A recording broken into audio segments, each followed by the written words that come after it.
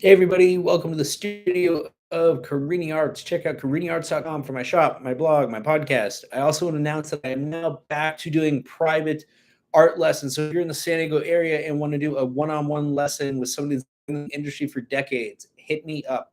I'm also offering art mentoring sessions, and you don't have to be local for those because we can do a FaceTime session for those. So if you're interested in that, hit me up. But today I wanted to dive into the ethics of using an artist's creative content and in which ways it's okay. I thought that this would be a fun topic to broach because I think that it's something that we all deal with at one point or another. I think the developments of AI and with social media and agree to the terms of social media, put art in our content into this creative commons, but just because I think it's worth talking about. And you can kind of tell me how you feel about it, and I can kind of tell you how I feel about it. And it's not that I think that I'm right or wrong in this case, or the company on the other side is right or wrong. Kind of blurs the boundaries of ethics, in my opinion. And how do we address that? How do we bridge the gap so that there's a better communication, so that we can work together for the benefit of everybody? So, the scenario to kind of break it down is that I am known somewhat for doing my own audios on Instagram. I do them here on YouTube. It's essentially the same ones. I also do them on Facebook, TikTok, but I suck on all the platforms pretty much except for Instagram. So on Instagram, a lot of them are used. Some of them are trending. And in this case, it's trending audio. And a big company used it. And I encourage people to use it. I want people to use them. So don't get me wrong. I want people to use them. I'm not after anybody for using them. I don't particularly care if people out at me or tag me. It's cool when they do. It just shows that people acknowledge and appreciate me. But in most cases, you use an audio, you don't do that, and that's fine. But in this case, I noticed that this big company, and I am an artist that is agency represented, meaning I do licensing, branding. I work with big companies and potentially have my work put on their products, and I get royalties on the back end. I do brand ambassadorships, which means I partner with different companies. Sometimes I actually create commercials doing my own audio. And so this is where it gets interesting. So this company, this big company, they on Instagram, then it turned it into a sponsored ad. And so what happened was I was just scrolling through my Instagram feed one day and I hear my voice, which I sometimes do because this audio is trending right now. It's been used like 8,500 plus times and it's still trending up. And I was like, oh, cool, there's my audio. And then I noticed the sponsor tag, which means that it's a paid ad. So they're paying for this. And so I kind of did my research into the company. It's a big company. They have a couple 100,000 followers. So big company, works with other artists, shows a lot of creative content. They've already used my content. So I thought, you know what, like, let's drop a comment here and say like, hey, if you're ever interested in the future, I'd love to work with you. My thought was that I could potentially do some audio specifically for them because I do create and created a commercial just yesterday for another company that I support. And so I thought, hey, we'll throw it out there. They can say yes, they can say no, but in any case, they're running with it. They're paying for the advertising. Who cares? They don't give me credit or an attribution for the audio, for my words, my poetry, something that I'm also known for and that I get paid for. But whatever. It's in the realm of to a relationship with this company. So I didn't hear anything back on Instagram. That's fine. A lot of these big companies hire marketing companies to manage these. So I don't think anything of that when I don't get a response. And so I decided to go to their website and look up their information and to contact them, contact customer service and give an introduction. Hey, I'm Michael Carini. I'm a full-time artist and I do this, and this. And I noticed that you use my audio, which is great and I support. But I was curious if you could just forward my information along to your marketing department that ran that ad so that maybe there's the potential we could work together in the future. And so I got an almost immediate response back saying, we're not taking any solicitations right now, and we're not looking to do any product licensing partnerships with anybody. And so I was like, oh, well, okay, well, maybe that's fine if that's the case. Maybe they didn't realize that they're or missed in my message that they're using my content right now. So I replied back and said, oh, this isn't, a request. You're using some of my content right now, which means that you like what I do, that you like what I put out there. It's already using me. I'm not necessarily asking for like a full-on relationship or anything like that, a partnership. I'm not asking for any money. I'm not asking for any attribution on the thing that you already posted. But can you just forward my information to the people that ran the ad so they could just know the person that did the creative content that they're, and got back another response.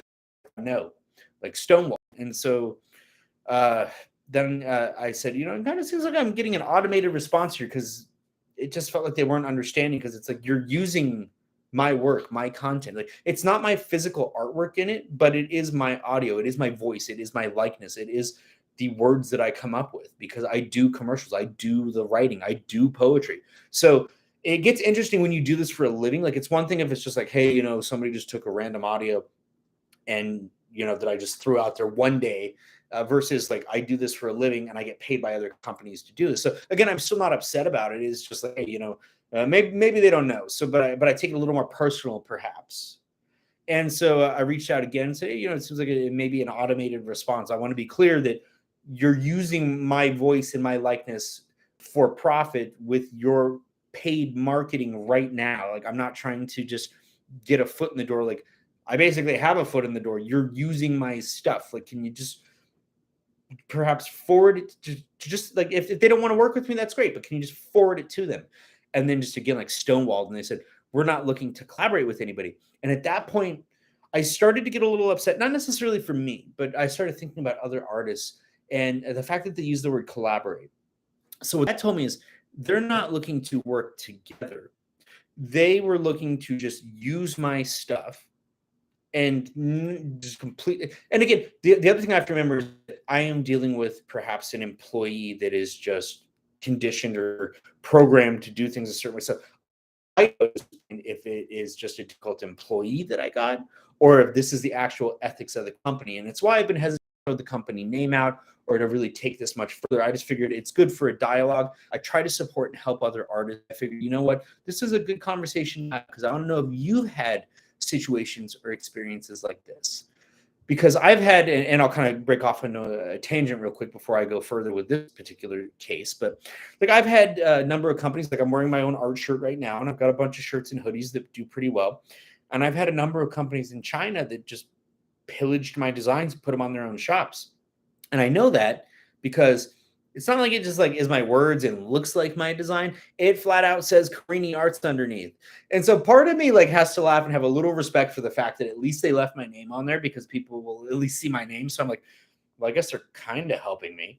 But it's like they don't have consent to do it. I'm not getting paid for anything. They didn't ask permission. Like there's no agreement or anything like that. It's just they stole my content and just figured they can sell it for cheaper. And I think that they were probably just lazy and didn't remove or scrub my name, but it's like, I guess it's on there. So I guess I should be thankful for that. And when it comes to the legalities of these scenarios, it's an interesting thing, because it's not always about what's legal. It's about just like, hey, doing the right thing. Like, do you only do the right thing when you're legally required to? Like, shouldn't you just do the ethical thing in most cases? So again, in my case, I'm not looking for compensation or even like recognition, but just like, I figured I was asking the bare minimum of, hey, can you pass my email on type of thing? And so finally, they just said, again, like, just bear down on the no. And I said, okay, well, so be it. Thanks for your time. I'm going to have to use this as an opportunity to turn this into a teachable scenario, because I'm going to find a way to win no matter what. I feel like they're doing something that I think is ethically wrong here, or at least this person was. And, I'm going to make it work for me. And that means having an artist talk. And I'm not trying to bury anybody in particular, because again, it may not be the company at a bad day. And so I'm not going to try to tear down. Should know if there's companies that don't treat artists right. Company that's huge that does work with a lot of artists, it appears, if this is how they treat artists, then they are definitely, in my opinion, not ethically sound, and one that artists should want to support or work with. And I think that's important to know, because it sucks when artists are taken advantage of. And again, it's not like I just do this once in a while and throw something out and like somebody decided to use it. Like, this is how I make my living. I have companies that pay me for these things that I do.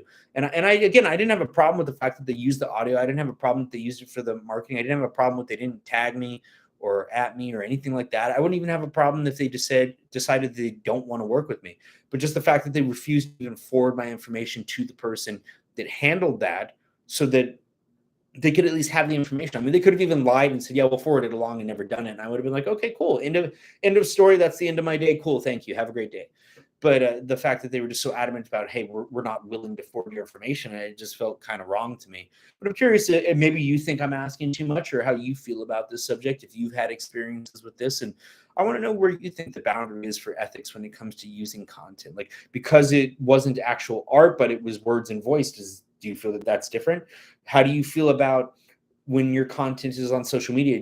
Would you be okay with other people using it? And in what capacity would you be okay with people using it? With AI here, an AI scrubbing signatures and jumbling signatures and spitting them back out, how do you feel about that? Because I think that it's something that we're going to have to deal with more and more. And the bigger you get, the more you're going to have to face these. This is too long, but just let me know your thoughts, your comments, and we could always dive back into this topic another time. Have a good